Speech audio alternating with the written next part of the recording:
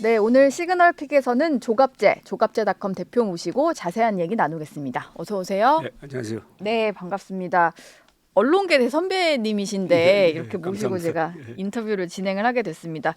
오늘 대통령의 탄핵 심판 마지막 변론기일이 열리는데요. 대통령에게는 무제한 최후 진술이 좀 허용이 됐고 40분 정도 얘기를 한다고 합니다. 일단 어떤 내용이 담길지 전망해 보는 거는 뭐 대통령과 그 측근들만 알 것 같으니까 어떤 메시지가 담겨야 된다라고 보시나요?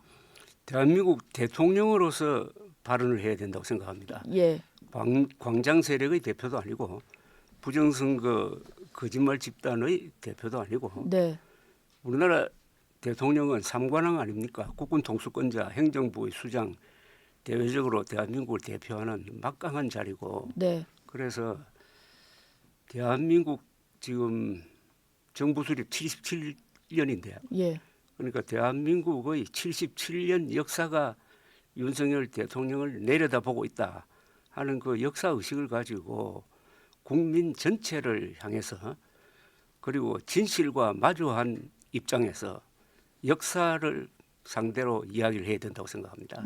역사를 대통령으로서의 그렇죠. 메시지가 예. 필요하다. 피청구인으로서가 아니라 오늘 마지막으로 이 변론기일이 종료가 되면 한 2주 정도 전후에서 선고가 나올 걸로 전망이 됩니다.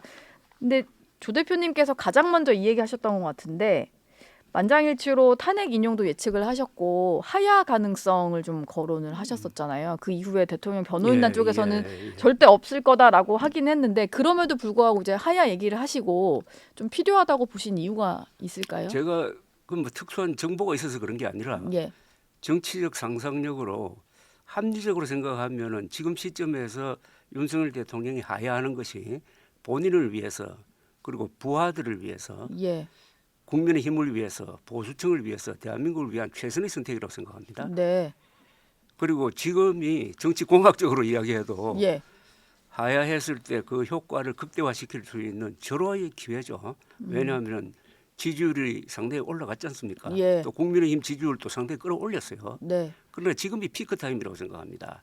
이 기회를 놓치면은 하야 카드가 이제 먹히지 않을 것입니다. 예, 다만 네, 윤석열 대통령이 오늘 애국심을 가지고 이야기를 하느냐 아니면 자기 혼자만 살겠다는 이기심으로 이야기를 하느냐.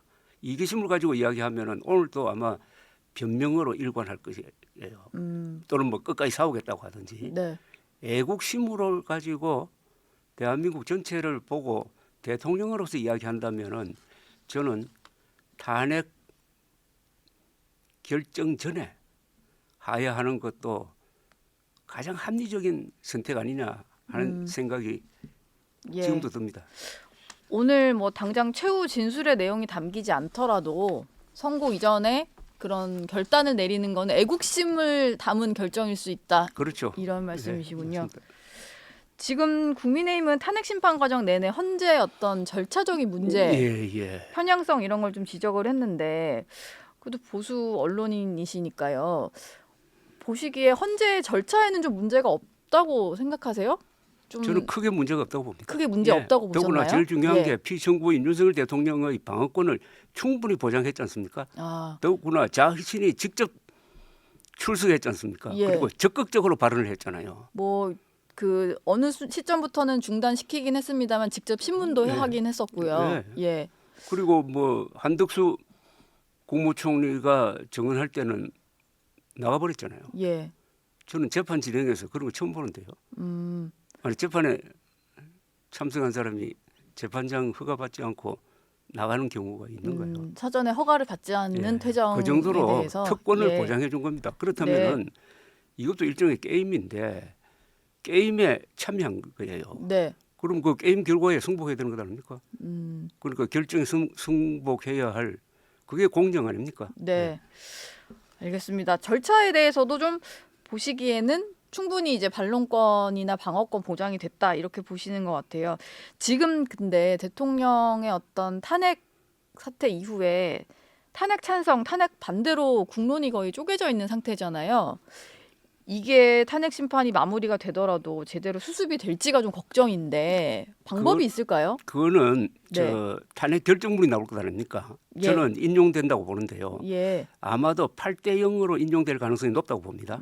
왜 8대 0이냐 하면은 이것은 헌법재판소의 일치된 견해라는 것을 보여줄 필요가 있습니다. 네. 뭐 6대 2쯤 되면은 그 소수 의견을 낸 사람들이 굉장히 곤혹스러워질 것 아닙니까? 예. 그래서 아마 그런 노력을 할 거라고 봅니다. 네. 박근혜 당시 전 때도 대통령 8대 0. 때의 탄핵 사유는 윤석열 대통령의 탄핵 사유와 비교하면 저는 100분의 1도 안 된다고 생각합니다. 예. 그래도 8대 0으로 되었잖아요. 그다음에 네.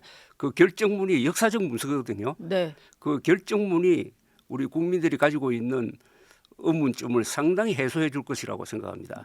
가장 큰 설득력을 가진 결정문이 나와야 된다고 생각을 합니다. 예. 그러면 법리적으로라든지 사실관계로라든지 딱 정리가 되는 거예요. 예. 그래도 여기에 불복하면은 그때부터는 어떻게 합니까? 지금 대한민국에서 민주시민으로 살아가기 위해서는 네. 선거 결과에 승복해야 됩니다. 예. 윤석열 대통령은 여기에 지금 승복하고 있지 않잖아요. 네. 그다음에 대법원 판결에 승복해야 됩니다. 예. 헌법재판소의 결정에 승복해야 됩니다. 윤석열 대통령은 선거 지난 총선 결과에 사실상 승복하지 않고 있잖아요.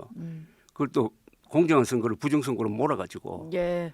이번에 또 다시 헌재의 결정에 만약 승복하지 않는다면은 네.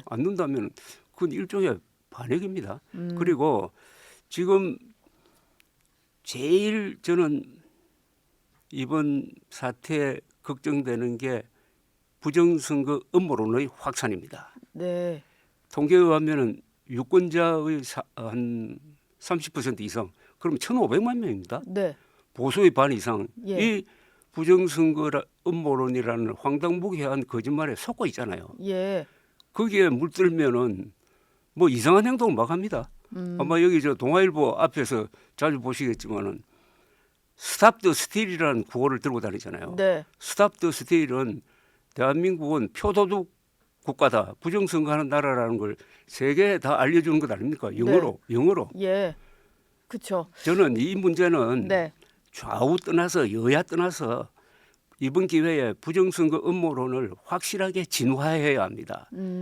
정리를 하고 이제는 정말로 이게 없다는 것에 그렇죠. 대한 확실한 어떤 증명을 하고 넘어가야 된다. 아니 이상한 일이 일어나고 있잖아요. 한 손에 태극기 들고 예. 그건 애국 상징이잖아요. 네. 한 손에 스탑 더 스틸이라는 구호판을 들고 있어요. 스탑 더 스틸은 그 대한민국을 후진 국가로 선전하는 일종의 매국적 행동이거든요. 이걸 근데- 어떻게 한 사람이 같이 들 수 있느냐 이거예요. 근데 미국의 뭐 트럼프 대통령도 계속 부정선거 있었다 이런 식으로 얘기를 하다 보니 마치 아니- 이제 미국에서도 그 선진국이라는 미국에서도 부정선거 얘기를 하니 우리도 대통령 언급처럼 정말 있었던 거 아니냐 뭐 이렇게 좀 몰려가는 것 같아요. 따라갈 사람이 없어서 트럼프를 따라갑니까? 네. 그건 사대주의죠. 알겠습니다. 탄핵 심판이 어쨌든 오늘 마무리가 될 예정이고요. 3월 11일 빠르면 3월 11일이고 그렇죠. 뭐 그 3월 11일. 중순쯤에 결과가 나올 텐데요. 그러다 보니까 조기 대선 움직임도 좀 본격화하는 것 같아요. 2017년에 이미 박근혜 전 대통령 예. 탄핵으로 저희가 조기 대선 치른 바가 있는데 그때랑 지금의 대한민국 분위기는 좀 어떻게 다르다고 보고 계신가요? 그때 가장 달랐던 것은 당시에 새누리당이 박근혜 대통령 탄핵파와 반대파로 나눠가지고 결국 분당으로 가버렸잖아요. 네, 당이 쪼개졌죠. 예, 지금 국민의힘은 그렇게 되진 않아요. 국민의힘이 유지되고 있습니다. 네. 예, 그래서 범보수 또는 자유진영에서 단일 후보가 만들어질 가능성이 있어요. 단일 후보. 예. 네. 지난번에는 모든 후보가 난립을 그때는 했었는데 안철수, 홍준표 예. 두 분이 표를 나눠 가지는 바람에 유승민 그렇지 안 의원도 맞습니다. 있었네요. 네. 그래가지고 문재인 후보가 40% 남짓한 걸로 당선됐잖아요. 네. 그러니까 이 보수가 분열 안 될 것 같아요. 네. 다만 변수가 이준석 의원이지, 그죠? 예. 이준석 의원은 끝까지 갈 가능성이 있습니다. 네. 조기 대선이 만약에 확정된다면 이번 대선판의 변수는 이준석 의원이 되는 거군요. 된다고 봅니다. 예. 그럼 마지막에 뭐 캐스팅 보트 역할을 하고 어느 한쪽에 좀 힘을 실어주고 퇴장하는 이런 그림일까요? 아니면 그런데 이준석 의원은 제3의 길을 가겠다, 금투사 정치를 청산하겠다는 명분이 확실하고 네, 또 나이도 지금 40 아닙니까? 그래서 저는 끝까지 갈 가능성이 높다고 봅니다. 끝까지 갈 가능성. 조갑재 대표님이 한동훈 전 대표 만난 게 또 큰 화제가 됐었는데 예, 예. 내일 한 전 대표의 책이 나오는 날입니다.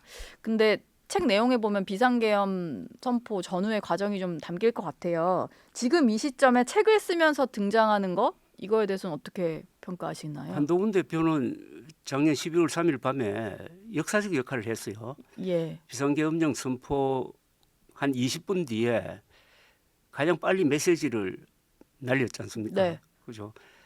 이것은 불법이다. 국민과 함께 먹겠다. 그리고 국회로 국회 안에 모여라. 들어갔죠. 그리고 군경에 당부한다. 부역하지 마라. 동조하지 마라. 네. 예, 반대하는 사람은 우리가 보호하겠다.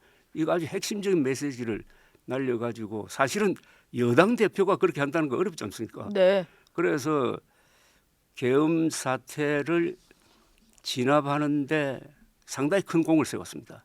저는 그건 역사적 의미가 있다고 생각합니다. 네. 만약 그때 한동훈 대표가 가담해버리면 어떻게 되죠? 그래가지고 막 몸싸움을 하면서 민주당이 그 계엄 해제 표결을 못하도록 막았다 하면은 지금 국민의힘이 존재할 수가 있을까요? 예, 아니면 그 네. 당사에 옹기종기 모여가지고 그냥 뭐 구경만 했다면은 지금 국민의힘이 어떻게 돼 있겠습니까? 네, 그러니까 어떻게 보면 국민의힘을 살렸어요. 살렸는데 이제 탄핵 찬성하는 바람에 밀려났다가 지금 다시 새로운 국면이 만들어지고 있다고 생각합니다. 이번 탄핵 결정이 파면으로 나오면은 그거는 법리적으로라든지 역사적으로 한동훈 대표의 판단과 행동이 옳았다는 것을 추인해 주는 거거든요. 예, 그러니까 지금 다시 정치 무대로 돌아오는 것은 상당히 타임리하다는 생각이 듭니다. 오히려 지금이 타이밍이다 이렇게 보시는 것 같습니다. 조갑재 대표께서는 계엄과 부정선거 음모론에 반대하는 대선 후보가 보수당에서 예. 나와야 된다라고 얘기를 하셨는데 방금 말씀하신 한동훈 전 대표는 당연히 들어갈 것 같고요. 여기에 포함되는 게 오세훈 시장이나 안철수 의원 그리고 개혁신당까지 넓히면 이준석 의원 이준석 정도, 의원, 유승민 그렇죠. 전 의원 정도가 될 것 같은데 이 중에 가장 조건에 부합하는 사람이 있나요? 너무 답정너인가요? 그런데 예. 가장 적극적으로 반대했던 사람은 두 사람이죠. 한동훈, 세 사람이네. 예, 한동훈, 안철수, 이준석. 예, 그죠? 네, 근데 뭐 오세훈 시장도 계엄에 반대고 탄핵에 찬성했는데 요새 예. 탄핵 찬성 이야기를 좀 적극적으로 하지는 않더라고요. 네, 그러니까 지금 국민의힘이 이제 고민에 봉착할 텐데 네, 이 경선 과정에서 탄핵 찬성한 사람과 탄핵 반대한 사람 사이에 일종의 노선 투쟁 비슷한 게 일어나지 않을까요? 저는 그건 좋다고 봅니다. 예, 좋은 건가요? 네. 네, 그렇게 격돌하는 것을 경선의 주제로 삼으면은 네, 경선 드라마가 흥행에 성공할 것 아닙니까? 예, 시청률도 막 올라갈 거라고. 네. 오히려 저기는 이재명 대표 외에는 잘 보이지 그러니까 않는 거기는 재미가 상황보다는 없고 네, 이건 드라마를 만들 수 있다고요. 예, 그래서 누구든 뽑히면은 네, 그분이 반 이재명 연합 전선의 대표가 될 수 있지 않을까요? 치열하게 지금 뭐 비상계엄에 대해서는 잘못됐다는 게 어느 정도는 공감대가 있는 것 같고 그 이후에 탄핵 거기에 대해서 치열한 논쟁 끝에 올라선 후보는 그렇죠. 경쟁력을 더 가질 수 있을 거다 그렇죠. 이렇게 보시는군요. 국민의힘이 아마 대선 과정에서 거쳐야 될 또 하나의 변수는 명태균 씨 예. 관련 논란일 것 같아요. 뭐 최근에 보면 김건희 여사와 명태균 씨 간의 뭐 녹취까지도 공개가 되고 있는 상황이고 명 씨도 지금 옥중에서 계속 여권 예. 유력 주자들과의 연관설을 주장을 하는 상황인데 이게 변수가 좀 될 수 있다고 보시나요? 저는 별로 안 된다고 봐요. 예. 왜냐하면은 명태균 관련 기사는 이미 국민들이 흡수해가지고 이게 여론조사에 반영돼 있다고 봅니다. 네. 아 뭔가 새로 나온다고 요동칠 그러니까 여론이 아니고. 결정적인 게 나오지 않을 것 같고 네. 나온다고 한들 조기 대선으로 들어가면은 윤석열 대통령은 이미 어떻게 보면 과거 인물이 돼버리는 것 아닙니까? 네. 그래서 이 폭발력이 예. 생각처럼 언론이 보도하는 것만큼은 여론에 미치지 않을 거라는 생각이 드네요. 예. 근데 뭐 홍준표 시장, 오세훈 시장과 뭐 만났다는 식당 이름까지 계속 내고 뭐 사진도 추가로 공개하고 이런 거잖아요. 그 대권을 준비하는 그 잠룡들 입장에서는 좀 난감할 것 같긴 한데. 그런데 이 사건의 본질은 말이죠. 예. 그 정치 브로커란 명태균이라는 분이 여기저기 다니면서 로비한 것 아닙니까? 네. 다만 로비 대상이 대통령 부부였다는 점에서 이게 굉장히 커진 사건이에요. 파급력이 컸죠. 예. 그것 때문에. 그런데 너무나 큰 사건이 지금 진행 중이고 예. 그다음에 현직에 있지 않는 윤석열 대통령과 김건희 여사를 규타겟으로 한 어떤 뭐 공작이랄까요, 수사랄까요. 그러니까 언론의 집중 보도는 저는 영향력이 떨어진다고 봅니다. 그 대표님과 얘기를 하다 보면 한동훈 전 대표나 이준석 의원에 대한 평가가 어느 정도 좀 긍정적인 평가를 하시는 것 같은데 제가 문득 좀 궁금한 게 생겨서요. 이준석 의원에게 제가 질문을 여러 번 해봤는데 한동훈 전 대표에 대한 평가가 되게 박하더라고요. 그렇습니다. 두 사람이 그렇죠. 예, 특히 뭐 이런 표현을 쓰던데 술 안 먹는 윤석열 대통령이다 이런 표현 씁니다. 대표님 보시기에는 어떤가요? 두 분 다 예, 한국의 보수를 혁신할 수 있는 사람이라고 생각합니다. 예, 한국의 보수는 지금 부정선거 음모론에 빠지는 바람에 얼굴을 들 수가 없게 되어버렸습니다. 예, 이 보수는 사실, 법치, 자유라는 3대 가치를 가져야 그게 보수입니다. 네, 이번 탄핵 개헌 과정에서 이걸 다 놓쳐버렸어요. 다만 한동훈, 이준석 두 사람이 이 3대 가치를 지키는 입장에 서 있어요. 예, 그러니까 두 사람이 한 분은 52살이죠. 예, 한 사람은 40살이고 나이도 50, 40이고 예, 그다음에 그 경력이 확실합니다. 정치인으로서 경력을 쌓았어요. 특히 최근에는 한동훈 대표가 계엄에 반대함으로써 예, 그리고 뭐 두 사람 다 독서량이 많고 아주 행동이 기민하고 네, 또 새로운 스타일의 보수적 정치를 할 수 있는 분이라고 생각을 합니다. 그러니까 두 사람이 경쟁하면서 예, 보수, 새로운 보수. 그러니까 새로운 보수라는 것은 과거의 보수가 반공에 너무 치우쳤다 이겁니다. 네. 새로운 보수는 반공을 가져가더라도 반공 자유민주주의, 페어플레이를 하는 네. 그런 보수를 해야 되는 것 아닙니까? 예, 그런 젊은 층에도 소구할 수 있는 그런 점에서 두 사람이 예, 콤비가 되어도 좋고 경쟁자가 되어도 좋고 예. 뭐 술 먹는 윤석열 대통령, 술 안 먹는 윤석열 대통령이다라는 평가에는 좀 공감하시나요? 저는 예, 한동훈 대표가 져야 할 게 윤석열 대통령과 같은 뿌리라는 거. 예, 특히 그 특수부 검사. 네, 그런데 그런 문제점도 작년 12월 3일의 결정적인 행동에 의해서 상당 부분 해소가 됐다 그럴까요? 예. 상쇄가 됐다고 그럴까요? 그렇게 생각합니다. 마지막으로 이재명 대표 얘기 좀 여쭤봐야 될 것 같습니다. 내일은 또 이재명 민주당 대표의 공직선거법 2심 결심 공판이 열리는 날인데 검찰이 구형을 할 것이고 아마 뭐 최고형을 구형을 하겠죠. 그 3월 중순에 또 이게 결론이 나오는데요. 이 대표는 대통령이 되면 진행 중인 재판이 정지되는 게 다수설이다 이런 주장을 좀 하고 있어요. 예. 아주 재밌는 말도 개발을 했던데 네, 소추에서 소는 기소를 의미하고 추는 재판을 의미하니까 예, 분리해서 그걸 재판도 중단된다는 취지의 이야기를 했는데 네. 그것보다는 상당히 언론이 약간 놓치고 있는 게 작년 10월 국정감사 때 헌법재판소의 사무처장이죠 아마 그분이 나와가지고 국민의힘 국회의원의 질문에 헌법 84조에 대해서 물었어요. 예, 네. 그러니까 이분이 재판이 진행된다고 본다는 이야기를 했어요. 지난 국정감사 때 네, 아주 중요한 이야기입니다. 헌법재판소의 사무처장이 나와서 그런 이야기를 했으면은 네. 다수설은 재판이 진행된다고 봐야죠.